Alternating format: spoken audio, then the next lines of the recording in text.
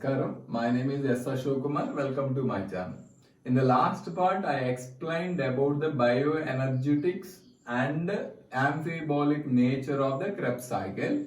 And in this part, I am going to explain about the different types of shuttle pathways. Before going to explain the shuttle pathway, actually what is the need of shuttle pathways, I will explain clearly. You have to listen. So here, when a electron transport chain that involves synthesis of ATP. This electron transport chain actually occurs in the inner mitochondrial membrane. Okay? Here what is happening, outer mitochondrial membrane is permeable to the almost all molecules. But inner mitochondrial membrane is selectively permeable. First thing you need to remember that inner mitochondrial membrane is not permeable to the NADH2. So you automatically will get a doubt. During the glycolysis, there is a one step. During that one, there is a release of 2 NADH2. Yes or no? What we in bioenergetic I said, those NADH2s produced during the glycolysis, when they involve in the electron transport chain, results in synthesis of 6-ATP. But the thing is that if those NADH2s want to involve in the electron transport chain, they should enter into the mitochondrial matrix first. But what is the problem? Inner mitochondrial membrane is impermeable to the NADH2. Now automatically the NADH2s, how many? 2 during the glycolysis. The NADH2s produced in the cytoplasm, how they enter into the mitochondrial matrix. In order to transport those NADH2s from cytoplasm to mitochondrial matrix by crossing the inner mitochondrial membrane, there is a need of shuttle pathways. So what is the need of shuttle pathways? What is the importance of shuttle pathways? These are shuttle pathways responsible for the transport of NADH2s produced during the glycolysis in cytoplasm to enter into the mitochondrial matrix by crossing the inner mitochondrial membrane. So the problem is inner mitochondrial membrane is impermeable to the NADH2. There are 2 shuttle pathways. The first one is that glycerol phosphate shuttle. Glycerol phosphate shuttle is a one. The next one, malate aspartate shuttle pathway. Why they are called as the shuttle pathways? Because these pathways occur between the 2 compartments. One is the cytoplasm, another one is the mitochondrial matrix. First I am going to explain about the glycerol phosphate shuttle. Simple way I will tell you, listen. Glycerol phosphate shuttle. So what is the aim? You should remember.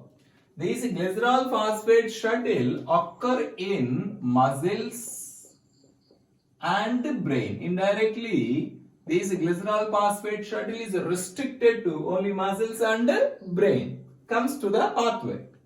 Here, this is a DHAP, dihydroxyacetone phosphate. As we know, this is one of the intermediate of the glycolysis. Before going to explain, this you remember, this is the inner mitochondrial membrane. Why I showed only inner mitochondrial membrane? This is only selectively permeable. Outer mitochondrial membrane is a permeable. Outside this one, you consider this is a cytoplasm. Inside this one, you consider it is a mitochondrial matrix. Okay, na? Matrix. Now comes to the dihydroxyacetone phosphate. Dihydroxyacetone, keto form na. This is by taking the NADH2 convert into NAD. That means 2 hydrogen taken by the dihydroxyacetone. These 2 NADH2 produced during the glycolysis. I am taking the 1 NADH2. You have to understand the 2 NADH2. By taking the 2 hydrogens from NADH2, dihydroxyacetone phosphate convert into glycerol 3-phosphate. This reaction is mediating by enzyme. This is a cytoplasm now. So cytoplasmic glycerol 3-phosphate dehydrogenase. Okay, this enzyme is converting dihydroxyacetone phosphate into glycerol 3-phosphate. This reaction NADH to convert into NAD. Okay, na? Then this glycerol 3-phosphate crossing the inner mitochondrial membrane enters into the matrix. So glycerol 3-phosphate enter into the matrix. Simple one. Again this is converted into dihydroxyacetone phosphate. This reaction is mediating by mitochondrial glycerol 3-phosphate dehydrogenase. Same enzyme. No, it is a isoenzyme. Same enzyme. This is a cytoplasmic, this is a mitochondrial. This enzyme location is different, carrying the same reaction but at different conditions in different compartment. Those enzymes are called as a isoenzyme. Here what is happening in this reaction? That this enzyme mitochondrial glycerol 3-phosphate dehydrogenase using the FAD convert into FADH2. See this one. Then DHAP again crossing this particular environment. Then it enter into the cytoplasm. Again same thing is continuing. Here what is the point you need to understand here? The NAD, what is our aim? NADH2 produced in the cytoplasm want to translocate it into the mitochondrial matrix. Yes or no? Here what is the important thing is that in this glycerol phosphate shuttle, the NADH2 produced in the cytoplasm is translocating into the mitochondrial matrix, but this one is translocated in the form of FADH2. Because which coenzyme is utilizing, that is an enzyme specific. That is why here the NADH2 in glycerol phosphate shuttle, NADH2, when it is translocating into the matrix, it translocates in the form of FADH2. This FADH2 in turn involved in the electron transport chain. One FADH2 gives the 2 ATP. That means indirectly what it means that. So if this NADH2, if it involves in the electron transport chain, it produces the 3 ATPs. Okay? But in glycerol phosphate shuttle, this NADH2 is translocated in the form of FADH2 now. But one FADH2 gives only 2 ATP. 1 ATP lesser than the NADH2. If you take generally how many number of NADH2s produced during the glycolysis, 2 NADH2 now. If you take the 2 rounds, 2 NADH2 are translocated in the form of 2 FADH2.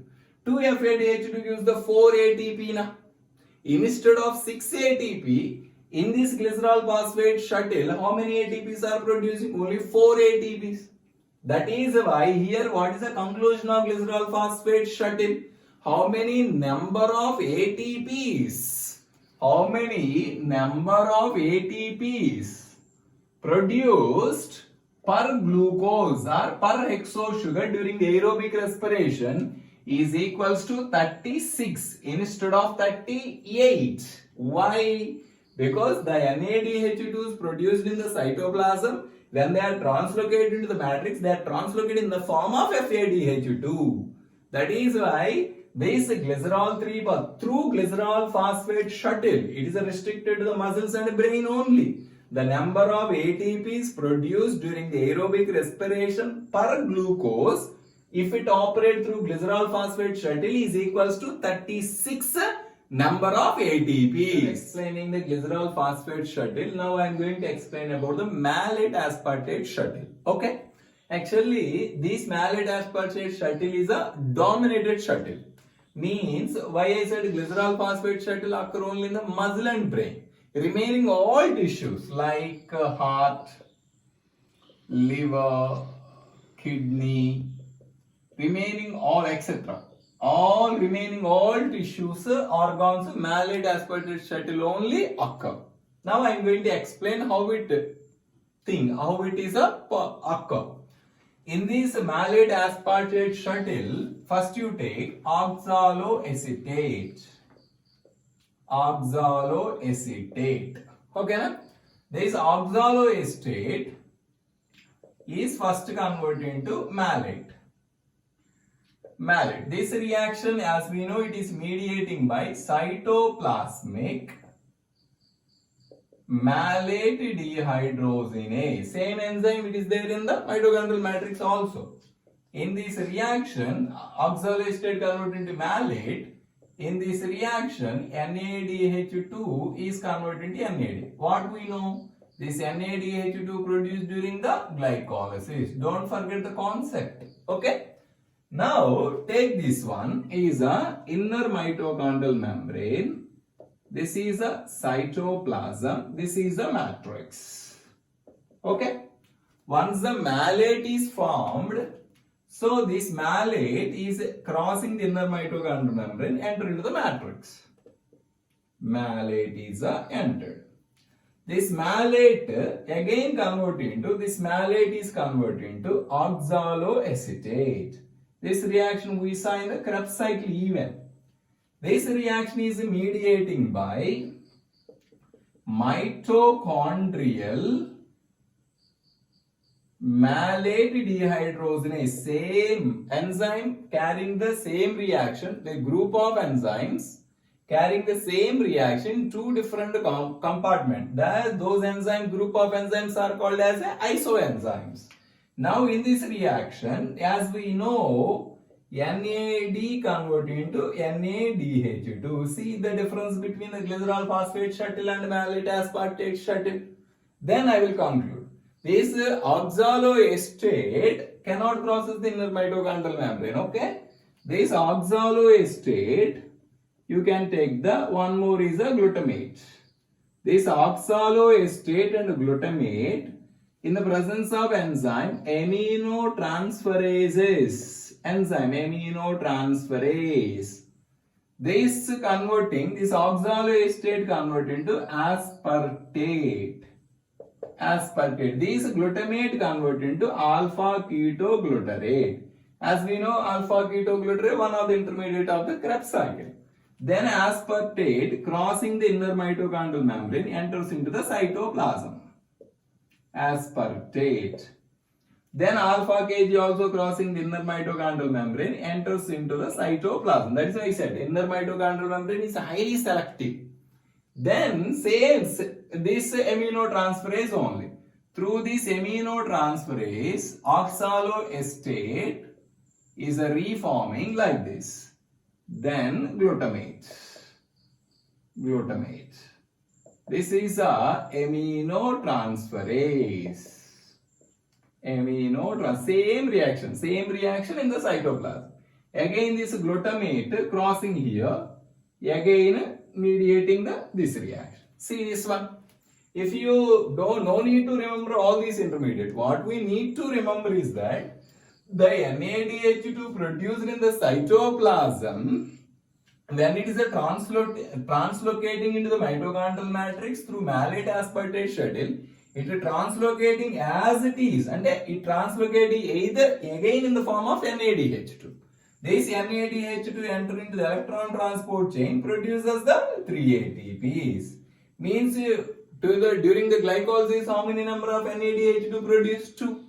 Again 2 NADH2 is translocated into the mitochondrial matrix, again in the form of NADH2.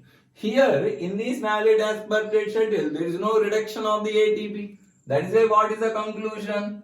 Number of ATPs produced during aerobic respiration per glucose, how many? 38 ATPs. So this is standard. As I said, malate aspartate shuttle is the dominant pathway occur in almost all tissues except muscles and brain.